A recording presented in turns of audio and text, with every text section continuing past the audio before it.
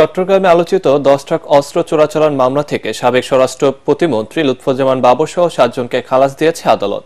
এছাড়া উলফা নেতা পরেশ বড়ুয়াকে মৃত্যুদণ্ডের সাজা কমিয়ে যাবজ্জীবন আর বাকি 6 জনকে 10 বছরের কারাদণ্ড দেওয়া হয়েছে।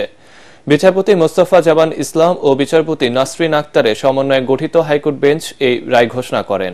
রায়ের পর্যবেক্ষণে আদালত বলেন, মামলা তদন্তে যথেষ্ট ত্রুটি বিচ্যুতি ছিল। ইমদাদুল্লাহ বাবুর রিপোর্ট। 2004 সালের 1 এপ্রিল চট্টগ্রামের সিইউএফএল ঘাট থেকে আটক করা হয় 10 ট্রাক ভর্তি অস্ত্রের চালান। এ নিয়ে কর্ণফুলী থানায় অস্ত্র ও চোরাচালানের পৃথক 2টি মামলা হয়।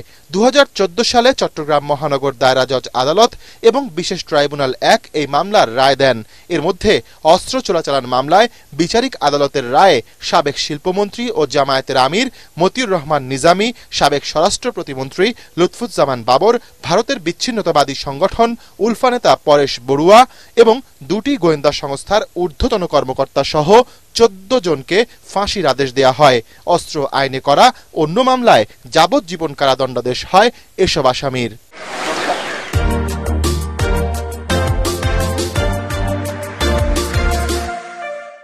এর মধ্যে অস্ত্র চোরাচালান মামলার ডেথ রেফারেন্স শুনানির জন্য ওই বছরই আসে উচ্চ আদালতে।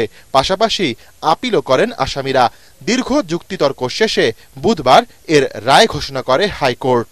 14 জনের ভিতরে 4 জন খালাস পেয়েছেন যারা কন্টেস্ট করেছেন, 1 জন খালাস পেয়েছেন যিনি পলাতক ছিলেন নুরুল আমিন।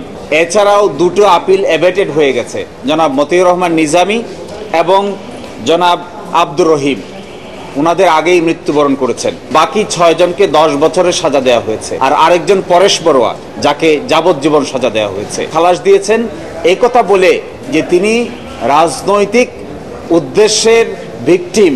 রায় ঘোষণার সময় আদালত পর্যবেক্ষণে তদন্ত সংস্থার কার্যক্রম নিয়ে অসন্তোষ প্রকাশ করেন। এ সময় বিচারিক আদালতের কার্যক্রম ও রায় নিয়ে প্রশ্ন তোলেন আসামি পক্ষের আইনজীবীরা। কোর্ট বলেছে যে এই মামলার তদন্তে যথেষ্ট ত্রুটি বিচ্যুতি আছে। এই অস্ত্রগুলো কোত্থেকে এসেছে, কোথায় যাবে এবং এগুলোর বাহক কারা, এবং বাংলাদেশের আইনে স্মাগলিং প্রমাণ হতে হলে দেখতে হবে যে কেউ আর্থিকভাবে লাভবান হওয়ার জন্য কারণে এই স্মাগলিংটা সাধারণত হয়ে থাকে। কিন্তু এখানে ওই ট্রায়াল জাজ সাহেব ওনার রায় উনি দেখছেন যে না, এটা এগুলো পার্শ্ববর্তী কোনো দেশে পাচার করার জন্য এগুলো আনা হয়েছিল। এখন এই অবিশ্বাস যাতে মানুষের দূর হয়ে যায় তার জন্য আমাদের আগামী দিনে কাজ করতে হবে। আমাদের যখন সরকার আসবে সেই সরকার নিরপেক্ষ থাকবে, কোনো তদন্ত বা কোনো আপনার বিচার বিভাগে কেউ হাত দেবে না, এটা আমরা আশা করব। এই ঘটনায় অস্ত্র আইনে দায়ের করা আরেক মামলা নিম্ন আদালতে চলবে বলেও জানিয়েছেন আসামি পক্ষের আইনজীবীরা। ইমদাদুল্লাহ বাবু, ATN বাংলা, ঢাকা।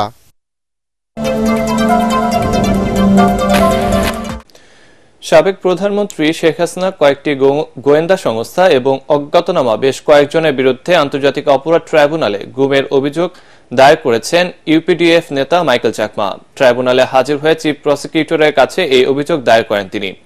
এ সময় চিফ প্রসিকিউটর তাজুল ইসলাম জানান, আইন অনুযায়ী মৌখিক অভিযোগটি আমলে নেওয়া হয়েছে।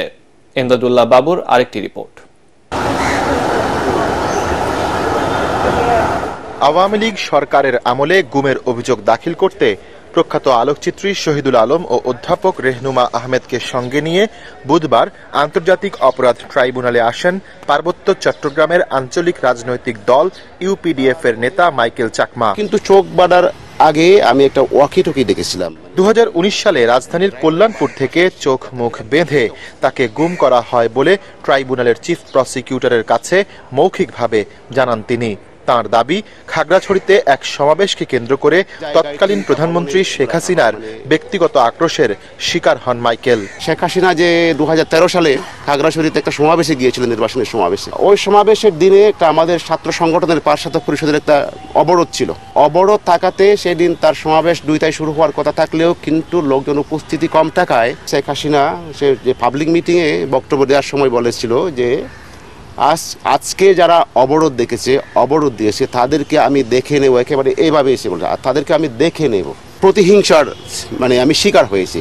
এ সময় চিফ প্রসিকিউটর তাজুল ইসলাম জানান, আইন অনুযায়ী মৌখিক অভিযোগ আমলে নেয়ার সুযোগ রয়েছে ট্রাইব্যুনালের।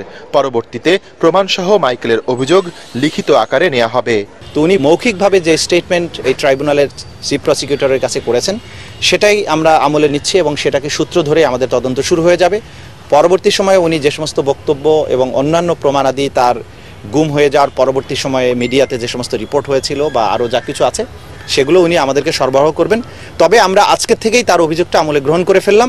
শেখ হাসিনা, পুলিশ ও বিভিন্ন গোয়েন্দা সংস্থার বিরুদ্ধে ট্রাইব্যুনালের প্রসিকিউশনে গুম, নির্যাতন ও গণহত্যার এ পর্যন্ত শতাধিক অভিযোগ জমা পড়েছে। ইমদাদুল্লাহ বাবু, ATN বাংলা, ঢাকা। রাখাইন রাজ্যের বাস্তুচ্যুত মানুষের জন্য জাতিসংঘের তত্ত্বাবধানে নিরাপদ অঞ্চল প্রতিষ্ঠার বিষয়ে প্রধান উপদেষ্টা ডক্টর মোহাম্মদ ইউনূস মালয়েশিয়ার সহযোগিতা চেয়েছেন বলে জানিয়েছেন তার প্রেস সচিব শফিকুল আলম। কায়রোতে মালয়েশিয়ার উচ্চ শিক্ষামন্ত্রী ডক্টর জাম্বুরি আব্দুল কাদিরের সাথে আলাপকালে তিনি এ সহযোগিতা কামনা করেন। এ সময় রোহিঙ্গা সংকট নিরসন এবং আসিয়ানের ডায়ালগ পার্টনার হিসেবে বাংলাদেশের অন্তর্ভুক্তি সহ বিভিন্ন বিষয়ে সহায়তা অব্যাহত রাখার অঙ্গীকার করেন মালয়েশিয়ার মন্ত্রী। বৈঠকে 2026 সালের প্রথমার্ধে নির্বাচন আয়োজনের কথাও জানান ডক্টর ইউনূস। এছাড়াও তারা মালয়েশিয়ায় বাংলাদেশিদের নিয়োগ, উচ্চ শিক্ষার ক্ষেত্রে সম্পর্ক সম্প্রসারণ, রোহিঙ্গা সংকট নিরসন সহ দুই দেশের পারস্পরিক স্বার্থ সংশ্লিষ্ট বিষয় নিয়ে আলোচনা করেন।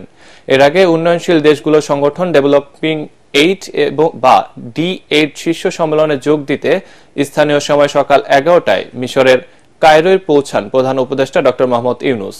প্রধান উপদেষ্টার প্রেস সচিব শফিকুল আলম বৈঠক শেষে সাংবাদিকদের এসব কথা জানান। রিজিওনাল অনেক বায়োলেটারাল আমাদের সাথে যে তাদের যে মিউচুয়াল ইন্টারেস্টের যে জায়গাগুলো আছে সেগুলো নিয়ে কথা হয়, রোহিঙ্গা ক্রাইসিস নিয়ে কথা হয়, আমাদের ইলেকশনের টাইমলাইন নিয়ে উনি ওদেরকে একটু কথাবার্তা বলেন। এছাড়া আমরা কোথায় কোথায় আমাদের তাদের সাথে জোরদার সম্পর্ক করতে পারি সেই সমস্ত বিষয় নিয়ে আলাপ হয়।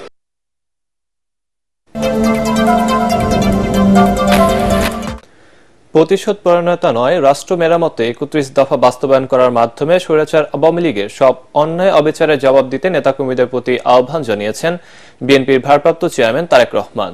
তিনি বলেন, ভোটের অধিকার প্রতিষ্ঠার মাধ্যমে সব ষড়যন্ত্র মোকাবেলা করা হবে। 3 জেলার তৃণমূল নেতাদের কর্মশালায় ভার্চুয়ালি দেওয়া বক্তব্যে তিনি বলেন, জনগণের আস্থা ও বিশ্বাস নষ্ট হয় এমন কাজ থেকে বিরত থাকতে নেতাকর্মীদের নির্দেশ দেন। কামরুজ্জামান রাজীবের রিপোর্ট। রাষ্ট্র কাঠামো মেরামতের 31 দফা ও জনসম্পৃক্তি শীর্ষক টাঙ্গাইল জেলা, গাজীপুর ও নারায়ণগঞ্জ মহানগর বিএনপির কর্মশালায় ভার্চুয়ালি যুক্ত হয়ে তৃণমূল নেতাদের বিভিন্ন প্রশ্নের জবাব দেন বিএনপির ভারপ্রাপ্ত চেয়ারম্যান। বক্তব্য রাখতে গিয়ে তারেক রহমান বলেন, এত কষ্টে অর্জিত বিজয়কে কোনোভাবেই নষ্ট করতে দেয়া যাবে না। নেতাকর্মীদের প্রতি তার বার্তা, ব্যক্তি স্বার্থ হাসিলে জনগণের আস্থা বিশ্বাস নষ্ট হয় এমন কাজ থেকে বিরত থাকতে হবে। তিনি বলেন, রাষ্ট্র সংস্কারে দলের 31 দফা তৃণমূলের মানুষের কাছে পৌঁছে দিয়ে তাদের সমর্থন চাইতে হবে। আপনারা যখন এতদূর কষ্ট করেছেন, কেন আপনারা এমন কাউকে সুযোগ দিবেন যে নিজের স্বার্থ হাসিলের জন্য আপনার এই কষ্টে পানি ঢেলে দিবে? আপনাকে খেয়াল রাখতে হবে তাদেরকে, যাতে তারা কেউ গড়বড় করতে না পারে। একটা পরিবারে যেখানে 5 জন 7 জন 8 জন 10 জন ভাই বোন থাকে, 2-1টা একটু দুষ্টু থাকে, ওগুলোকে একটু টাইট দিয়ে রাখতে হয়। গেল 15 বছর স্বৈরাচার বিরোধী আন্দোলনে নেতা কর্মীদের আত্মত্যাগের কথা তুলে ধরে তারেক রহমান বলেন, প্রতিশোধ নয়, জনগণের ভালোবাসা অর্জনের মাধ্যমেই অত্যাচার নির্যাতনের জবাব দেয়া হবে। অন্যায়ের, অবিচার, অত্যাচারের জবাব দিতে চায়, যদি জবাব দিতে হয় তাহলে তারা যা করেছে সেভাবে করলে জবাব দেওয়া হবে না, তাহলে তাদের আর আমাদের মধ্যে কোনো পার্থক্য থাকলো না। সে অধম বলে কি আমরাও অধম হব নাকি? আমাদেরকে যদি জবাব দিতে হয়, আমাদের 31 দফা যদি আমরা সফল করতে পারি তাহলেই জবাব দেওয়া হবে। যারা চায় না এদেশে গণতন্ত্র প্রতিষ্ঠিত হোক, যারা চায় না এদেশের মানুষ রাজনৈতিকভাবে এবং অর্থনৈতিকভাবে সফল হোক, স্বাবলম্বী হোক, যারা এটা চায় না, আমরা যদি 31 দফা সফল করতে পারি, তাহলে মানুষের ভোটের অধিকারকে প্রতিষ্ঠিত করতে পারি, তাহলেই তাদেরকে আমাদের জবাব দেওয়া হবে। রাজনীতিবিদরা ভোটের কথা বলবে, এটাই স্বাভাবিক মন্তব্য করে তারেক রহমান বলেন, গণতন্ত্র ও জনগণের ভোটের অধিকার প্রতিষ্ঠা করাই এখন বিএনপির প্রধান লক্ষ্য। সমর্থন পাওয়াটাই হচ্ছে জনগণের আস্থা বিশ্বাসের প্রতীক। কামরুজ্জামান রাজীব, এটিএন বাংলা।